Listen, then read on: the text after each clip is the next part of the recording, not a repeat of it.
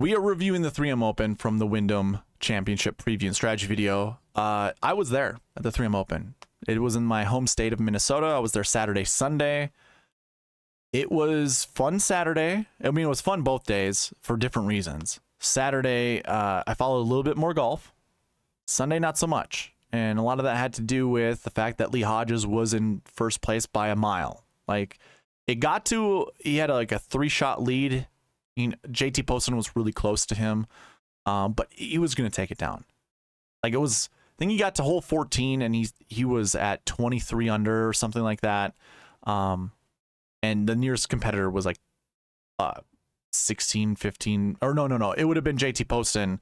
But I don't remember where he was at. I think he was like 17 at the time. Maybe he was 18. And it was just like, you know, the vibe there was just whatever. It wasn't that big of a deal. It was a lot of fun though.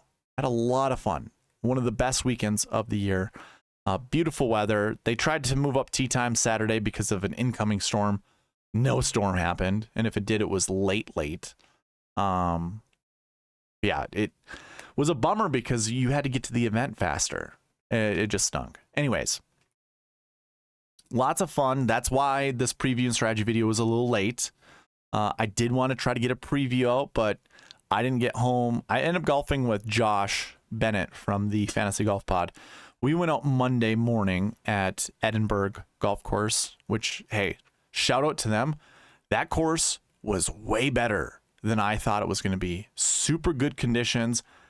And the price was, I mean, in comparison to other courses around the area, down there in the cities, it was $63 to play golf. And it was immaculate conditions. The fairways were mown really short, so you could get really tight lies, add a lot of spin to your shots. The greens were rolling really fast. They're fairly firm. It was a lot of fun. That golf course was awesome. So that's what caused me to be a little late Monday. I didn't get to really put together the data, so I could not go live, or I could not do a preview video Monday night. Just didn't have enough time. So that's where we are here with the preview video of the Wyndham Championship. And again, this is the review portion of it, of the 3M Open. And the reason we're going over this is to talk about the bucket system as well as the Marquee Tee Times to see how well the SweetSpot process did.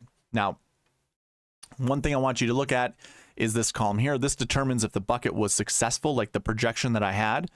So I talk about this in all of my previews and strategy videos. We go over the projections. In this column is the minimum projection. We always round down. Whatever this number is, you round down. So this 0.97, we round down to 0. Our maximum, we always round up. So 1.62 goes to 2. So this projection is 0 to 2. In order for this to be a success, the column here in the top 10 needs to fall within this range. And you can see that that first number does not. So then there's the second piece to it. If in the optimal lineup, this number falls inside that range, it is then a success. I do not do anything with the SweetSpot Optimal. That's just for my eyes just to look at, or for our eyes to look at. So you can see there's 2 golfers in the optimal lineup from this bucket. That means it was a success. So as you scroll through this and you look at everything, we have only one bucket that was a failure, and that was our recent Form 2 bucket. There was really nobody that finished, well, no one finished inside the top 10. And I said you wanted to play 1 to 3. So we could not build a lineup or with all 6 golfers that were inside the top 10. There was 0 there. There was also 0 in the optimal lineup, meaning this was an unsuccessful bucket, but the rest of them were successful. So 35 out of 36 buckets were successful. Despite this being a very volatile week, you know, the 3M Open with all the water, things changed quite a bit. A lot of the 10K golfers or a lot of the high-priced golfers played really poorly. I didn't really have a super good week, but I had some lineups that were in contention to make some good money. I didn't lose a lot.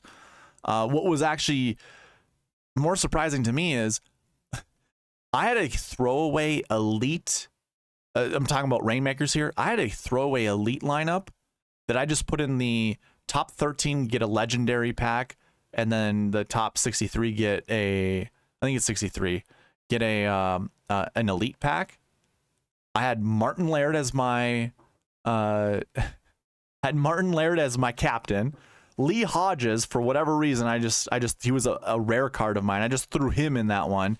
And then I had like Matty Schmidt and Kevin Roy or something like that, 2 guys that missed the cut, and then some other random guy, I can't even think of it, got me an elite pack. Didn't give me a good card, but still pretty good. It's like there's Martin Laird there and Lee Hodges. So I had first and second place. It was a throwaway lineup. If there's ever a reason to get into Rainmakers, it's because you can have throwaway lineups that win you things back.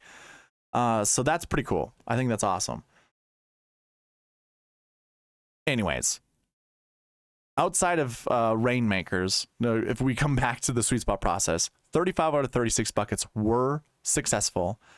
You can see that I did build a lineup, a sweet spot optimal, that did include 1 golfer from this bucket. Again, I use the projections completely. Like I don't take shortcuts. I don't tell you one thing and then do a different thing.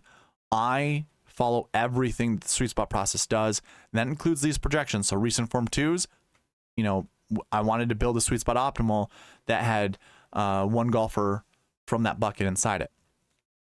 Now, before we get into the optimal versus the $5 GPP versus the sweet spot optimal, let's look at Marquee Tee Times. So if I go ahead and put a filter on this, I have this grouped by the best groupings based off the sweet spot ranks. So I add all of these up, and whatever's lowest, whatever group is the lowest will become group number 1, and so on and so forth. So it's rank ordered. So I'm going to go ahead and highlight all, each one of these, or every 3rd golfer, because those are your groups. They were grouped in 3s. All right, this one was weird. Let me do that, and then I'll do this. There we go. I look at the top 9 groups for multiple reasons. One is the optimizer only allows me to do 9 groups because you can only have so many statements in there, so many if and then statements. Also, you can only see 9 groups, clearly on the screen when I zoom in. So it works out perfect. Now, the rule is you want to select 2 to 4 golfers from the Marquee Tee Times to build in your lineups, because 2 to 4 golfers tend to find their way in the optimal lineup 90% of the time. This year did not. You can tell because I always put a little black tick mark to determine who the optimal lineup golfer is. JT Poston was the only guy. So obviously we didn't get our 2 to 4, but I do have these green salaries here to show you what the sweet spot optimal did. And then the golfers that are highlighted in blue are what the GPP winning lineups did. So the GPP winning lineup, they had 2 of these guys. The sweet spot optimal had 2 of these guys. We'll see how well the sweet spot optimal did versus the GPP. But when it comes to the optimal lineup, obviously the thing we're chasing, we only had 1 golfer that was in there. Tony Finau would have been close. If he would have played a better Sunday round, he could have probably got up there. The other rule that goes with these Marquee Tee Times is you don't play golfers from the same group. You only select 1 golfer from a group. So even though Emiliano Grillo here finished 10th, we wouldn't have played him with JT Poston because they played in the same group together. You also see this group down here with Tom Hoagie, Nick Hardy, and Billy Horschel. They all finished inside the top 20. So you could probably put those 3 guys together in a lineup and you could have cashed somewhere. But anyways, the Marquee Tee Times, yeah, not 100% successful because we don't have 2 to 4 golfers in the optimal lineup within the Marquee Tee Times, but we do have 2 in the sweet spot optimal. So let's go ahead and review the optimal versus the GPP versus the sweet spot optimal. So the sweet spot optimal are all the golfers here with the green salaries. You can only see 5 because we got to scroll down for our 6th golfer, believe it or not. Steven Yeager, $9,100. The little black tick marks here indicate the optimal lineup. And then the blue highlighted golfers, they are your GPP winners. So your optimal left $5,200 on the table. It scored 728.5 points. It was all the golfers here at the top of the leaderboard. So we have 2 8K golfers, 3 7K golfers, and a 6K golfer. That is what made it your optimal lineup, $44,800. Your GPP winning lineup used Tony Finau, 10-6. Hodges at 10-3, Poston at 84, Cam Davis at 9,000. Is this guy going for my heart here? Because I see a 10-9-8-7-7 start already. Who is their 6th golfer? It's another 7K golfer. That's fine. So it's 10, 9, 8, 7, 7, 7. That's your second most common optimal lineup build. Here, the GPP winning lineup had it. So congratulations to them. They scored 653.5 points. Optimal again scored 728.5. So using every rule that goes with the sweet spot process, we were able to get a lineup that used $49,800. It went 10, 9, 8, 7, 7, 6. $14,800. All we got to do is beat 653.5 points, and we score 658. So we did. So the sweet spot optimal, following the Marquee Tee Times, following the bucket system projections, beat the GPP winning lineup by nearly 5 points, 4.5 if we're being technical, I believe, right? Yeah, 4.5. So the sweet spot process was 100% successful, despite only having 35 out of 36 buckets correct, and also having only one golfer in the Marquee Tee Times in the optimal lineup. So that's kind of how I gauge success. Can we take down a GPP? If so, it was good, right? It was successful. So that covers the review for the 3M Open.